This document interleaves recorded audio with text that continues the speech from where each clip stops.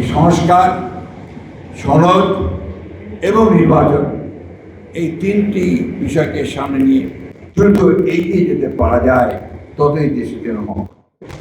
যারা গণতন্ত্রে বিশ্বাস করে না, যারা জনগণের অগ্রযাত্রায় বিশ্বাস করে না, যারা একটা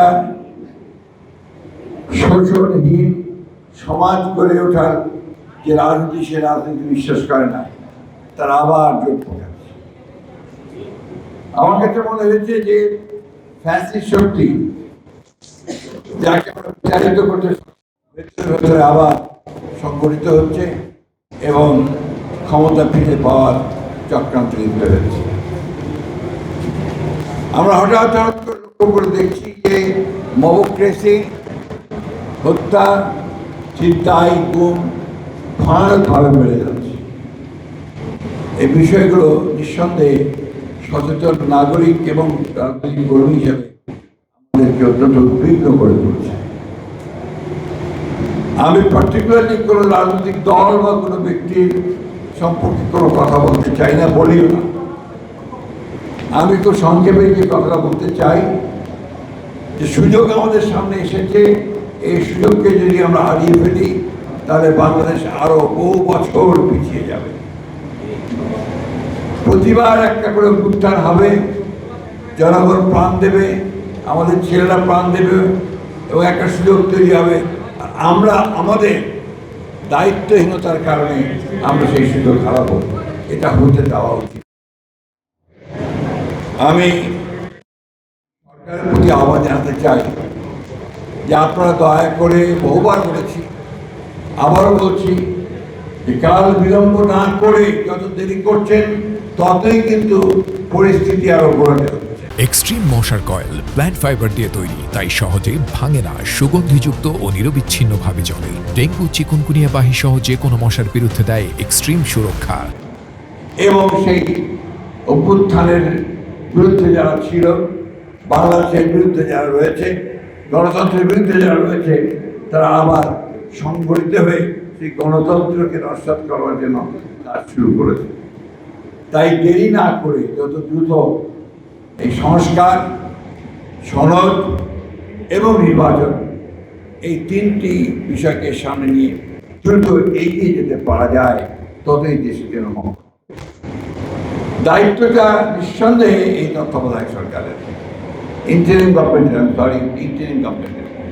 এবং আমরা তো খুব আশাবাদী যে আমাদের এই মধ্যবর্তী সরকারের ইন্টারিম গভর্নমেন্টের যিনি নেতা, তিনি হচ্ছেন এই দেশের একজন বরেণ্য ব্যক্তিত্ব, আন্তর্জাতিকভাবে স্বীকৃত একজন ব্যক্তি, যিনি তার বুদ্ধিমত্তা, প্রজ্ঞা, সততা এবং দেশপ্রেম দিয়ে গোটা জাতিকে ঐক্যবদ্ধ করে আমাদেরকে সেই লক্ষ্যে পৌঁছে দিতে সক্ষম হবেন। আমি ডিটেলসে কি আলোচনা করতে চাই না। আমি শুধু একটা কথা বলতে চাই যে আমরা যে রাজনৈতিক দলগুলো আছি, আমরা প্রমাণ করেছি যে আমরা দেশকে ভালোবাসি। আমাদের শক্তি ক্ষুদ্র হোক, বৃহৎ হোক, আমাদের যতটুকু শক্তি আমাদের আছে সেই শক্তি দিয়ে আমরা এই দেশকে কিন্তু ফ্যাসিবাদ মুক্ত করার জন্য চেষ্টা করেছি। কেউ রক্তাক্ত হয়েছে, কেউ প্রাণ দিয়েছে, কেউ কারাগারে গেছে, এমনকি দেশের জন্য খাদে গিয়ে পর্যন্ত দীর্ঘ 6 বছর কারাগারে কাটিয়েছেন আমাদের তারেক রহমান সাহেব, এখন পর্যন্ত নির্বাসিত অবস্থায় আছে। আজকে এই দায়িত্বশীলতা যা এই আমরা দলগুলো, বিরোধী দলগুলো যা আমরা দেখিয়েছি, আমরা আশা করব যে সরকারের প্রতিটি পর্যায়ে যারা দায়িত্বে রয়েছেন, একটি সকল দলের কাছে গ্রহণযোগ্য একটা ব্যবস্থা, যেটা কি বলে বন্দোবস্ত, সেই বন্দোবস্তের একটা রূপরেখা আমাদের সামনে তুলে ধরবে এবং সেই রূপরেখা নিয়ে আমরা একমত হয়ে জনগণের কাছে যাব। নির্বাচন হবে, সেই নির্বাচনের মধ্যে আমাদের যে কমিটমেন্ট বিএনপি পক্ষ থেকে, সেখানে আমরা আবার সবাই মিলে একসাথে দেশকে নির্মাণ করার জন্য যে বিষয়গুলো আমরা কমিট করেছি, আমাদের 31 দফা, সেই 31 দফাকে বাস্তবায়িত করার জন্য আমরা কাজ করব। প্রিয় বন্ধুগণ, একটি কথা সব আমাদের মনে রাখতে হবে যে 1971 সালে পূর্বে যে নির্বাচন হয়েছিল 70, সেই 70-এর নির্বাচনকে অনেকে মনে করে আওয়ামী লীগের ভিক্টরি। আমি ভিন্নভাবে ভাবি। আমি ভাবি it was the victory of the people, যারা পাকিস্তানের শাসন থেকে বেরিয়ে আসতে চেয়েছিল। ইটস দ্য ভিক্টরি অফ সেই মানুষগুলোর যারা একটা স্বাধীন সার্বভৌম বাংলাদেশ দেখতে চেয়েছিল। দুর্ভাগ্য আমাদের যে স্বাধীনতার পরেই আমাদের তৎকালীন শাসক গোষ্ঠী আওয়ামী লীগ তারা সেই সুযোগকে নষ্ট করেছেন। শুধু না, তারা একদিকে শাসনতা বাকশাল প্রতিষ্ঠা করেছেন এবং পরবর্তীকালে তারা গণতন্ত্রের যে সুযোগগুলো ছিল বিকশিত হওয়ার সেই সুযোগগুলোকে তারা বিনষ্ট করেছেন। আজকে সেই সুযোগ আবার সৃষ্টি হয়েছে। আমি নেতিবাচক কথা বলতে চাই না, আমি শুধু এটুকু বলতে চাই যে আমরা অনেকের কাছেই অনেকভাবেই একটা নেতিবাচক হতসামাজিক কথা শুনতে পাচ্ছি। আমি মনে করি যে আমরা অতীতে যেমন পেরেছি এবার থেকে একইভাবে পারব। আসুন আমরা সবাই একটা বিষয়ে একমত হই যে আমাদের এই দেশকে, আমাদের এই রাষ্ট্রকে আমরা আবার ফ্যাসিবাদের হাতে ছেড়ে দেব না। আমরা আমাদের মানুষের যে আকাঙ্ক্ষা, সেই গণতান্ত্রিক ব্যবস্থায় ফিরে যাওয়া, সেই ব্যবস্থায় ফিরে যাওয়ার জন্য আমরা সবাই একমত হতে পারবো ইনশাআল্লাহ। হয়তো বিভিন্ন জায়গায় মতভেদ থাকতে পারে, সেগুলোর ব্যবস্থা আছে। আবার চলে যাব জনগণের কাছে, সেখানে সেগুলো সুরাহা হবে। কারণ বারবার করে আমাদের যে বিখ্যাত মনীষী তিনি বলেছিলেন, when there is a crisis, go to the people, learn from them and implement it. আমরা সেই নীতিতে বিশ্বাস করি। আমি আমাদের কথা বলতে পারি, আমরা বাংলাদেশ জাতীয়তাবাদী দল, আমরা একটা নিরেট উদারপন্থী গণতান্ত্রিক রাজনৈতিক দল। আমরা কোনো বিপ্লবী দল নই। আমরা বিপ্লব করে ক্ষমতায় যাওয়ার মতো আমাদের কোনো সামর্থ্য নেই এবং সেই ইচ্ছাও নেই।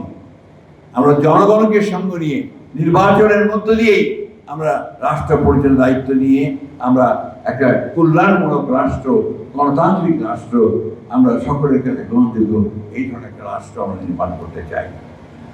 আমার মনে হয় আমরা অতীতে যেমন সমস্ত প্রতিবন্ধকতাকে উপেক্ষা করে আমরা ঘুরে দাঁড়িয়েছি, যে জুলুম গুলি কোনো কিছুই আমাদেরকে ঠেকাতে পারেনি, তেমনি আগামী দিনগুলোতেই আমাদেরকে কোনো বাধাই আমাদেরকে ঠেকাতে পারবে না, আমাদের প্রতিবন্ধকতা সৃষ্টি করতে হবে না। শুধু একটা কথা আপনাদেরকে বারবার মনে করি, আগেও দিয়েছি, এখনও দিচ্ছি, 1971 হচ্ছে আমাদের কিন্তু মূল কথা।